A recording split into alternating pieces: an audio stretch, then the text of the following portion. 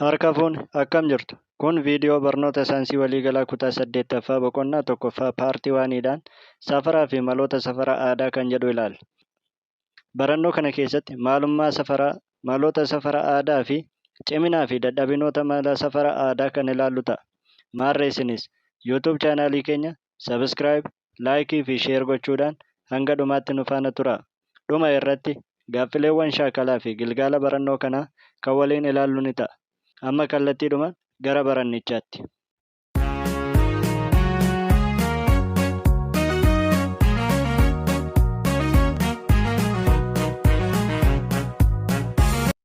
Walitti deebineetu jira. Safaraa fi maloota safaraa aadaa kan jedhudha barannoon keenya har'aa.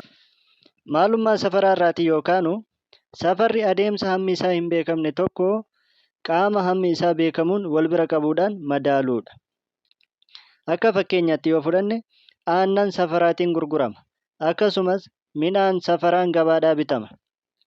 Innis xaasaa fakkeenya yoo fudhanne garbuu, qamadii, xaafii, ashaboo, bunaa fi kan kana fakkaatan xaasaadhaan bitanii kan galanidha jechuudha. Wanti safaramu tokko lakkoofsaa fi yuunitiidhaan ibsama. Lakkoofsaa fi yuunitii gaafa jedhamu hangaatiinidha kan inni ibsamu jechuudha. Fakkeenya sukkaara gabaarraa yookaan suuqii irraatii gaafa bitamu kiiloo 1, kiiloo 2, kiiloo 3. Kiiloon yookaan giraamni yuunitii yoo ta'u 1, 2, 3 kan jennee ibsinu immoo lakkoofsadha jechuudha. Kanaatiifuu waa'ee safaraa gaafa kaasnu safarri adeemsa hammi isaa hin beekamne tokko qaama hammi isaa beekamuutii wal bira qabanii madaaluuti yookaan immoo ibsuuti kan jedhamuuf.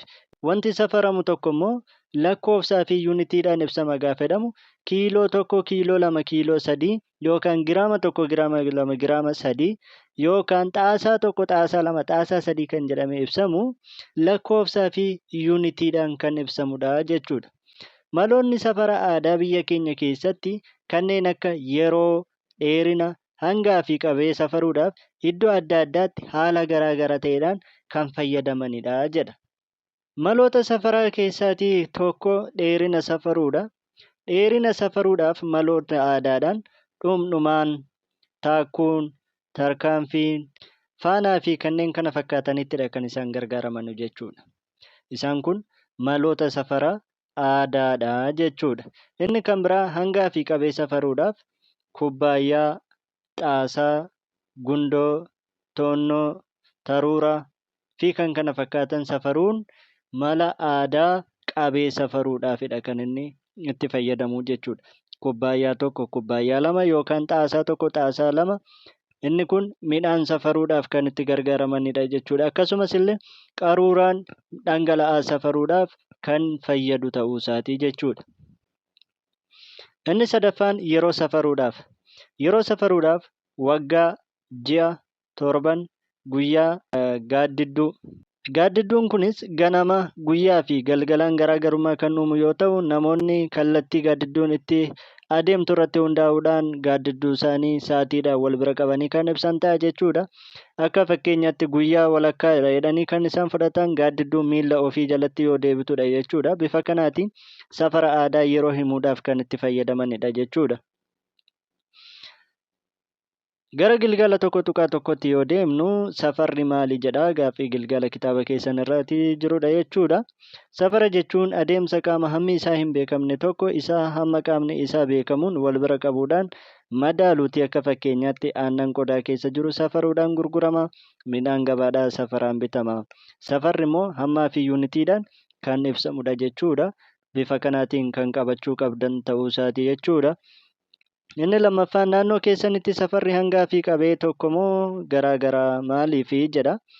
Deebiin isaa naannootti hangaa fi qabeen haaluma wal fakkaatuunidha kan inni safaramu jechuudha.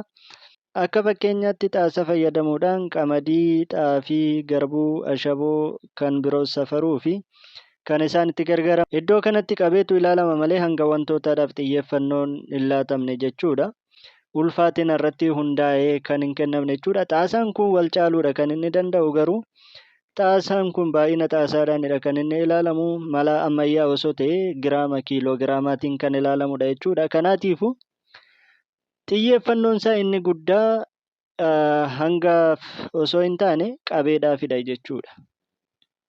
Gaaffiin lakkoofsa sadaffaa akka naannoo keetti dheerina yeroo hangaa fi qabee safaruuf meeshaalee gargaaraman tarreessii jedha.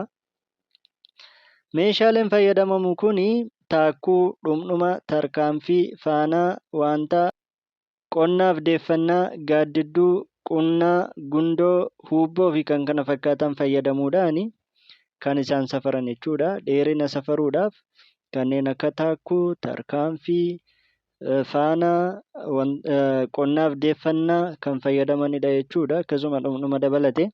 Yeroo safaruudhaaf immoo gaaddidduu, waggaa, ji'a, torban kan fayyadamanidha jechuudha. Hanga safaruudhaaf qunnaa, xaasaa, burcuqqoo kan fayyadamanidha jechuudha. Akkasumas illee gundoo kan fayyadamanidha. Qabee safaruudhaaf immoo huubboo fa'aa kan itti dhimma ba'anidha jechuudha. Bifa kanaatiin safara dheerinaa yeroo hangaa fi qabee safaruudhaaf kan itti fayyadaman jechuudha. Gaaffiin lakkoofsa arfaffaa cimnootaa fi hanqinoota maloota safara aadaa kan ta'an tarreessiidha. Cimnoota isaanii irraatii yookaan cimnoonni itti fayyadama meeshaalee safara aadaa keessaa muraasa isaanii akka armaan gadiitti yeroo kaasnu akka salphaatti argama. Baasii xiqqaan bitama. Naannoo sanatti aadeeffameera. Kan kana fakkaatan deebii ta'uu ni danda'u jechuudha.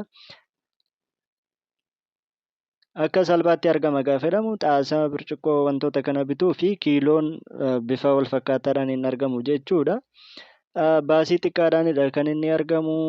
Akkasumas illee naannoo sanatti baay'ee waalteeffamaadha yookaan immoo beekamaadha.